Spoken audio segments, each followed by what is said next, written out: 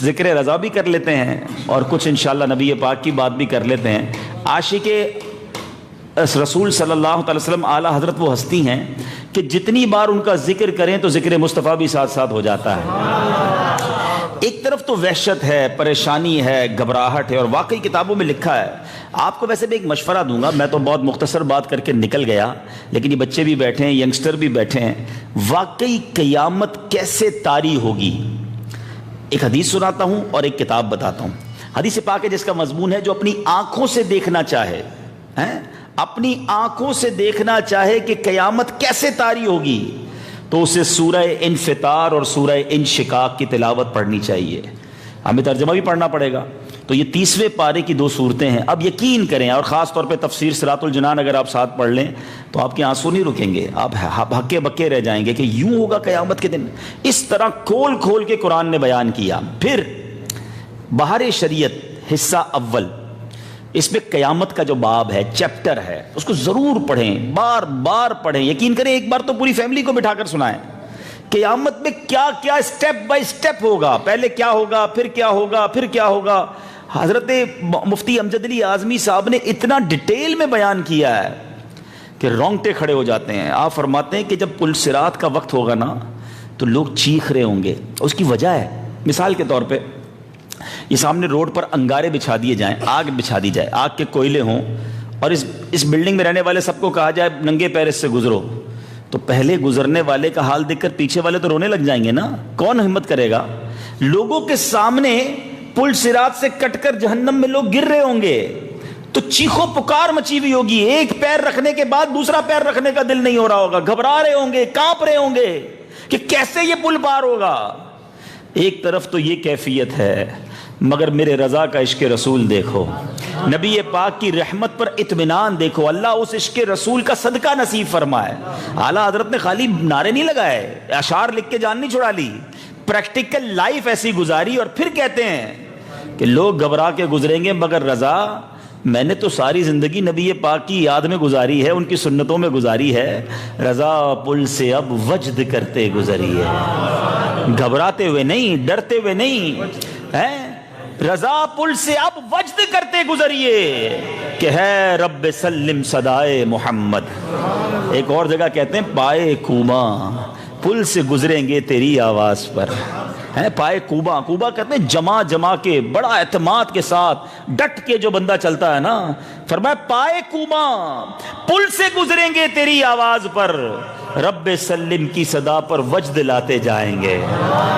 ایک تو آقا کی رحمت سے امید، دوسرا یہ بھی پتا ہے پل صراط کے کنارے نبی پاک سجدے میں ہوں گے، اللہ کو پکار رہے ہوں گے، رب سلم امتی۔ تو رب نے حبیب کی کب ٹالنی ہے؟ اللہ کے حبیب نے دعا کرنی ہے تو ہمارا بیڑا پاری ہو جانا ہے انشاءاللہ۔ تو اب لائف ایسی گزاریں۔ اب ہم کچھ بات کرتے ہیں عشق پر۔ دیکھیں انسان کی جبلت میں، انسان کی فطرت میں بہت ساری ایسی چیزیں ہیں جس کو نکالی نہیں جا سکتی، فیکٹری فٹڈ جس کو کہتے ہیں نا۔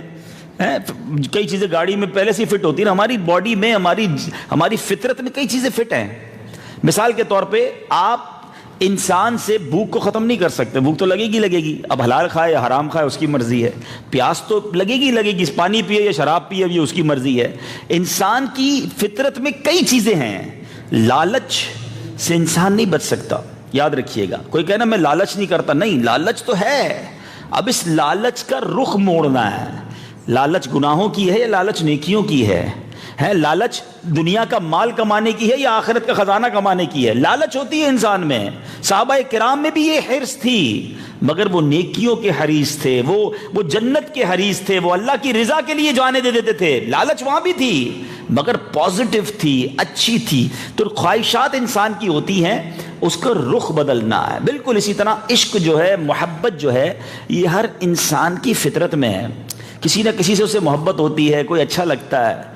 تو اب سب سے پہلے تو یہ سمجھتے ہیں کہ عشق رسول جو ہے وہ کتنا ضروری ہے ہمارے ایمان کے لیے۔ یہ بہت ضروری بات ہے۔ ایک دیکھیں عشق رسول کتنا ضروری ہے اور عشق رسول کا لیول کتنا ضروری ہے۔ محبت تو ہمیں بہت سو سے ہوتی ہے، دوستوں سے بھی ہوتی ہے، نمازیوں سے بھی ہو جاتی ہے، بچوں سے بھی ہوتی ہے، بچوں کی امی سے بھی ہوتی ہے، اپنی ماں باپ سے بھی ہوتی ہے، مگر محبت رسول جو ہے نا وہ یہ والی محبت نہیں ہے۔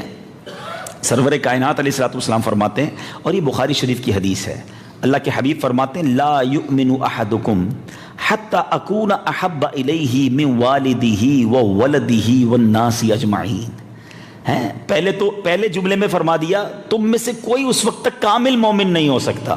تو پتہ چلا کہ ایمان کے لیے شرط ہے نبی پاک پر ایمان لانا اور پیارے آقا سے محبت کرنا، اس کے بغیر تو ایمان ہی کمپلیٹ نہیں ہے نا. دیکھو اللہ کا نام لینے والے تو بہت سارے مذہب ہیں، لا الہ الا اللہ کہنے والے بہت سارے مذہب ہیں جو اللہ کو مانتے ہیں، مگر اللہ کے حبیب کو نہیں مانتے، آخری نبی نہیں مانتے، ان کو نبی رسول نہیں مانتے، وہ مسلمان نہیں ہیں. صرف اللہ کو ماننا ایمان کے لیے کافی نہیں، اور نبی پاک کو ماننا، آخری نبی ماننا اور ان سے محبت کرنا، یہ ایمان کی جان ہے. یعنی پتہ یہ اتنی سینسٹیو بات ہے، بات بڑی باریک ہے، اللہ کرے آپ سمجھ جائیں کہ علماء فرماتے ہیں اگر کسی کا آخری وقت ہو، لاسٹ بریتھس، آخری سانسیں ہوں، اور کلمہ پڑھنا ہو اس کو، لیکن وقت بہت تھوڑا ہو، بالکل آخری لمحات ہیں، یا تو لا الہ الا اللہ کہہ دے یا محمد الرسول اللہ کہہ دے. علماء کہتے ہیں محمد الرسول اللہ کہہ کر دنیا سے چلا جائے اس کا خاتمہ ایمان پر ہو جائے گا. کیونکہ اللہ یا رسول اللہ، سمجھ لو پہلے اس کو، کنفیوز نہ ہو جائے کوئی کہ لا الہ الا اللہ نہیں کہا محمد الرسول اللہ. کیوں کہ محمد الرسول اللہ کا مطلب کیا ہے؟ محمد اللہ کے رسول ہیں، اللہ کی بات بھی ہو گئی، رسالت کی بات بھی ہو گئی، اپنے نبی کو رسول بھی مان لیا ہے، تینوں باتیں ہو گئی نا. اللہ کے رسول ہیں نا، محمد اللہ کے رسول ہیں، یعنی یہ امپورٹنٹ کلمے کا یہ جز جو ہے نا، ساری زندگی لا الہ الا اللہ کرتا رہے مسلمان نہیں ہوگا جب تک محمد الرسول اللہ صلی اللہ تعالی علیہ وسلم اور نبی پاک کو آخری نبی نہ مانے. ٹھیک ہے، لیکن اب بات کرتے محبت تو ہے کس کو ہے؟ جس کے دل میں محبت نہیں، مسلمان ہی نہیں نبی پاک سے. لیکن کتنی ہونی چاہیے یہ حدیث سمجھو، لا یؤمن احدکم، کوئی تم میں سے اس وقت تک کامل مومن نہیں ہو سکتا. کب تک لا یؤمن احدکم حتی اکون احب الیہ من والدہ وولدہ والناس اجمعین، جب تک میں اس کے نزدیک اس کے والد، اس کی اولاد اور تمام لوگوں سے زیادہ محبوب نہ ہو جاؤں. ٹاپ آف دا لسٹ، سب سے زیادہ اگر زندگی میں کسی سے محبت کرنی ہے تو وہ نبی پاک سے محبت کرنی ہے. اب اعلیٰ حضرت کا یہ شعر سنو، آپ سنتے تو رہتے ہو، حدیث کی کیسی شرح بیان کرتے ہیں. فرماتے ہیں اللہ کی سرتاب قدم شان ہے یہ، انسان نہیں انسان، وہ انسان ہے یہ. قرآن تو ایمان بتاتا ہے انہیں، اور ایمان یہ کہتا ہے میری جان ہے یہ. ایمان کی جان ہے نبی پاک، یاد رکھیے گا. ٹھیک ہے، اچھا اب کیا ہم پر یہ امپوز کیا گیا ہے؟ زبردستی ہے کہ نبی پاک سے محبت کرو. آپ کو کوئی شخص کہ یار یہ معاذ اللہ وداؤٹ اینی کمپیریزن سمجھانے کے لیے کہ بھائی یہ شخص بڑا غصے والا ہے اس سے محبت کرو، یہ شخص دکھنے میں بھی اچھا نہیں لگتا اس سے محبت کرو. مطلب کہ یار بندہ دکھنے میں اچھا نہیں لگتا اس سے کیسے محبت کروں، لڑائی جھگڑے کرتا ہے اس سے کیسے محبت کروں. محبت کیوں ہوتی ہے یاد رکھیے گا. میں جو بات کرنا چاہ رہا ہوں اللہ کرے میں آپ سمجھیں، انسان سے جب بھی کسی کی بھی کسی سے محبت ہوگی نا، اس کی تین وجوہات میں سے کوئی ایک ہوگی، دو ہوں گی یا تینوں ہوں گی. ٹھیک ہے، یا تو وہ بڑا خوبصورت ہوگا، خوبصورت لوگوں سے اچھا لگتا ہے، بندہ بات کرنا چاہتا ہے، قریب ہونا چاہتا ہے، دوستی کرنا چاہتا ہے. ٹھیک ہے، یا وہ بڑا با کمال ہوتا ہے، اسپیشل، اس کی باتیں اسپیشل، اس کے کام اسپیشل ہیں، لوگوں سے ہٹ کر ایکسٹرا آرڈنری جس کو ہم کہتے ہیں، با کمال. یا تیسری بات یہ ہوتی ہے وہ بڑا خیال رکھنے والا ہوتا ہے. خوبصورت تو نہیں ہوتا، کوئی ایسا کمال والا بھی نہیں، لیکن یار بڑا ہر وقت خیال رکھتا ہے، پریشانی میں کام آتا ہے، مصیبت میں کھڑا ہو جاتا ہے، غم خواری کرتا ہے، تسلی دیتا ہے. یہ تین ریزن ہوتے ہیں کسی سے محبت کرنے کے. ٹھیک ہے، یہ یاد رکھیے گا. ان تینوں کے علاوہ نارملی چوتھا ریزن نہیں ہوتا ہے.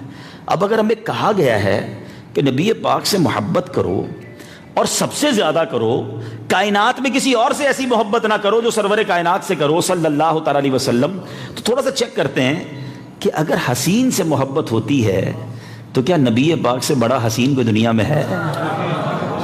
برادر اعلیٰ حضرت سے پوچھیں نا، کہتے ہیں ایسا تجھے خالق نے طرح دار بنایا، ایسا تجھے خالق نے طرحدار بنایا، یوسف کو تیرا طالب دیدار بنایا۔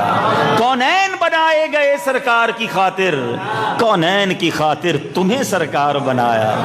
نبی پاک کے حسن، اللہ اکبر، حسن یوسف پہ کٹی مصر میں انگشت زنا، سر کٹاتے ہیں تیرے نام پہ مردان عرب۔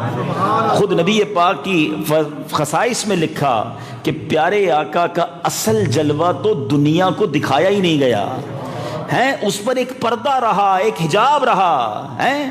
آنکھ والا تیرے جوبن کا تماشا دیکھے، دید آئے کور کو کیا آئے نظر کیا دیکھے۔